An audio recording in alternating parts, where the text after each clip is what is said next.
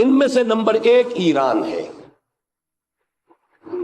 اگر ہم چلتے ہیں عرب سے مشرق کی طرف تو ایران ایک اعتبار سے یہ بازی لے گیا ہے پورے عالم اسلام پر۔ ان کے مذہبی عقائد، ان کی فقہ سے ہمیں جو اختلاف ہے وہ ہے اپنی جگہ پر ہے۔ آپ کو معلوم ہے میرے بارے میں کسی کو اشتباہ نہیں ہو سکتا اس اعتبار سے۔ میری جس درجے دشمنی رکھی گئی ہے، جس طرح میرے سر کا جو ہے مطالبہ ہوتا تھا، 2 ہی آدمی تھے پاکستان میں کہ جن کے سر مانگے گئے، ایک کراچی کے وہ شاہ بلیغ الدین صاحب اور ایک نے۔ تو اس حوالے سے وہ اپنی جگہ پر اختلاف ہے، لیکن اس حقیقت کا اعتراف کیے بغیر نہیں رہا جا سکتا پورے عالم اسلام میں یہ واحد مسلمان ملک ہے جس نے بہرحال اپنی شریعت، اپنے عقائد کے مطابق ایک مذہبی انقلاب برپا کیا ہے۔ اور پورے عالم اسلام میں مذہبی سطح پر حکومت کی سطح پر فنڈامنٹلسٹ صرف ایک ملک ہے، یا دوسرا جو ہے تھوڑا سا وہ ہے سوڈان، لیکن اس کی اہمیت اس لیے نہیں کہ وہ کسی عوامی انقلاب سے نہیں بنا، بلکہ وہ تو ایک فوجی انقلاب سے شکل بنی ہے جو بھی بنی ہے۔ اللہ کرے اس میں استقامت ہو، اس سے یقینی کوئی نتیجہ برآمد ہو جائے۔ خبریں بھی اچھی آ رہی ہیں، لیکن میں تو دنیا کا جو پرسپیکٹو ہے اس کے حوالے سے عرض کر رہا ہوں کہ اس پہلو سے ایران ان کا ٹارگٹ ہے، ٹارگٹ نمبر 1 ایک خاص اعتبار سے۔ ٹارگٹ نمبر 1 ایک دوسرے اعتبار سے ہم ہیں، وہ میں بعد میں عرض کروں گا۔ چونکہ حکومت کی سطح پر فنڈامنٹلزم ہے اور وہ آیا ہے ایک عوامی انقلاب کے نتیجے میں، پھر ان کے پاس تیل کی دولت ہے، اس کے خلاف اکنامک سینکشنز بھی ہو جائیں تو اگر لیبیا کھڑا ہو سکتا ہے تو بہرحال وہ بھی کھڑا ہو سکتا ہے۔ اور نقشہ وہ دنیا کو دکھا چکا ہے کہ لڑا دے ممولے کو شہباز، یہ نقشہ بھی اس نے دکھا دیا ہے۔ یہ ہے ایران کا معاملہ۔ نمبر 2 پاکستان۔ پاکستان 400 برس کی تجدیدی مساعی کا امین ہے، امانت دار ہے۔ پورے ہندوستان میں مجدد الفسانی رحمت اللہ علیہ، شاہ ولی اللہ دہلوی رحمت اللہ علیہ، سید احمد بریلوی رحمت اللہ علیہ، ان کا جہاد، پھر اس 20ویں صدی عیسوی میں یا 14ویں صدی ہجری میں علامہ اقبال جیسا مفکر، مولانا مودودی جیسا مصنف، مولانا الیاس جیسا مبلغ، شیخ الہند جیسا مجاہد حریت، پورے عالم اسلام میں ان کا پیرلل کوئی موجود نہیں۔ یہ 400 سال کی تاریخ ہے، اس کی امانت اور اس کے نتیجے میں یہاں کے مڈل کلاس میں فنڈامنٹلزم کا ایک نیوکلیس ہے، اگرچہ حکومت کی سطح پر کوئی پیش رفت نہیں ہو سکی آج تک، بلکہ اب تو پسپائی ہو رہی ہے، اب پیچھے ہٹ رہے ہیں۔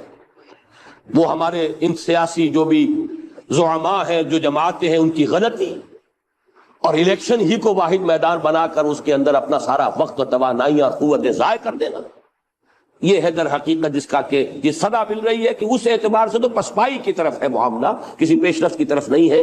لیکن باہر والے تو دیکھتے ہیں نا کہ اندر کیا کچھ مواد موجود ہے۔ اگر مڈل کلاس میں وہ فنڈامنٹلزم کا بارود موجود ہے تو کسی بھی وقت اس کے اندر جو ہے وہ کوئی دھماکہ ہو سکتا ہے۔ دوسری بات جو ان کے لیے ایک اعتبار سے ٹارگٹ نمبر 1 ہمیں بنا رہی ہے، وہ ہمارا ایٹمک نو ہاؤ ہے۔ پورے عالم اسلام میں اور کسی کے پاس نہیں۔ اسلامی بم اگر بنے گا تو یہی بنے گا۔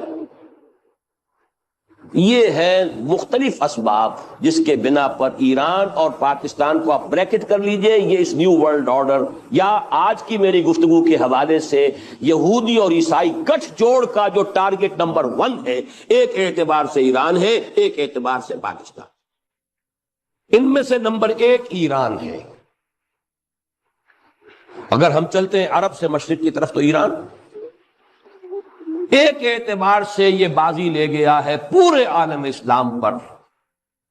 ان کے مذہبی عقائد، ان کی فقہ سے ہمیں جو اختلاف ہے وہ ہے اپنی جگہ پر ہے۔ آپ کو معلوم ہے میرے بارے میں کسی کو اشتباہ نہیں ہو سکتا اس اعتبار سے۔ میری جس درجے دشمنی رکھی گئی ہے، جس طرح میرے سر کا جو ہے مطالبہ ہوتا تھا، 2 ہی آدمی تھے پاکستان میں کہ جن کے سر مانگے گئے، ایک کراچی کے وہ شاہ بلیغ الدین صاحب اور ایک نے۔ تو اس حوالے سے وہ اپنی جگہ پر اختلاف ہے، لیکن اس حقیقت کا اعتراف کیے بغیر نہیں رہا جا سکتا پورے عالم اسلام میں یہ واحد مسلمان ملک ہے جس نے بہرحال اپنی شریعت، اپنے عقائد کے مطابق ایک مذہبی انقلاب برپا کیا ہے۔ اور پورے عالم اسلام میں مذہبی سطح پر حکومت کی سطح پر فنڈامنٹلسٹ صرف ایک ملک ہے، یا دوسرا جو ہے تھوڑا سا وہ ہے سوڈان، لیکن اس کی اہمیت اس لیے نہیں کہ وہ کسی عوامی انقلاب سے نہیں بنا، بلکہ وہ تو فوجی انقلاب سے شکل بنی ہے جو بھی بنی ہے۔ اللہ کرے اس پہ استقامت ہو، اس سے یقینی کوئی نتیجہ برآمد ہو جائے۔ خبریں بھی اچھی آ رہی ہیں، لیکن میں تو دنیا کا جو پرسپیکٹو ہے اس کے حوالے سے عرض کر رہا ہوں کہ اس پہلو سے ایران ان کا ٹارگٹ ہے، ٹارگٹ نمبر 1 ایک خاص اعتبار سے۔ ٹارگٹ نمبر 1 ایک دوسرے اعتبار سے ہم ہے، وہ میں بعد میں عرض کروں گا۔ چونکہ حکومت کی سطح پر فنڈامنٹلزم ہے اور وہ آیا ہے ایک عوامی انقلاب کے نتیجے میں، پھر ان کے پاس تیل کی دولت ہے، اس کے خلاف اکنامک سینکشنز بھی ہو جائیں تو اگر لیبیا کھڑا ہو سکتا ہے تو بہرحال وہ بھی کھڑا ہو سکتا ہے، اور نقشہ وہ دنیا کو دکھا چکا ہے کہ لڑا دے ممولے کو شہباز، یہ نقشہ بھی اس نے دکھا دیا۔ یہ ہے ایران کا معاملہ۔ نمبر 2 پاکستان۔ پاکستان 400 برس کی تجدیدی مساعی کا امین ہے، امانت دار ہے۔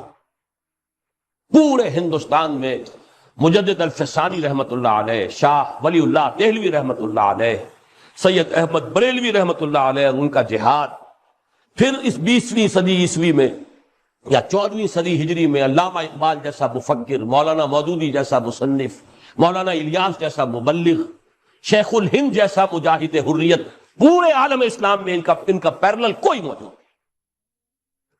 یہ 400 سال کی تاریخ ہے، اس کی امانت، اور اس کے نتیجے میں یہاں کے مڈل کلاس میں فنڈامنٹلزم کا ایک نیوکلیس ہے، اگرچہ حکومت کی سطح پر کوئی پیش رفت نہیں ہو سکی آج تک، بلکہ اب تو پسپائی ہو رہی ہے، اب پیچھے ہٹ رہے ہیں۔ وہ ہمارے ان سیاسی جو بھی زعماء ہیں، جو جماعتیں ہیں، ان کی غلطی اور الیکشن ہی کو واحد میدان بنا کر اس کے اندر اپنا سارا وقت اور توانائیاں اور قوتیں ضائع کر دینا، یہ ہے در حقیقت جس کا کہ یہ صدا مل رہی ہے کہ اس اعتبار سے تو پسپائی کی طرف ہے معاملہ، کسی پیش رفت کی طرف نہیں ہے۔ لیکن باہر والے تو دیکھتے ہیں نا کہ اندر کیا کچھ مواد موجود ہے۔ اگر مڈل کلاس میں وہ فنڈامنٹلزم کا بارود موجود ہے تو کسی بھی وقت اس کے اندر جو ہے وہ کوئی دھماکہ ہو سکتا ہے۔ دوسری بات جو ان کے لیے ایک اعتبار سے ٹارگٹ نمبر 1 ہمیں بنا رہی ہے، وہ ہمارا ایٹمک نو ہاؤ ہے۔ پورے عالم اسلام میں اور کسی کے پاس نہیں۔ اسلامی بم اگر بنے گا تو یہی بنے گا۔ یہ ہے مختلف اسباب جس کے بنا پر ایران اور پاکستان کو آپ بریکٹ کر لیجئے، یہ اس نیو ورلڈ آرڈر یا آج کی میری گفتگو کے حوالے سے یہودی اور عیسائی گٹھ جوڑ کا جو ٹارگٹ نمبر 1 ہے، ایک اعتبار سے ایران ہے، ایک اعتبار سے پاکستان۔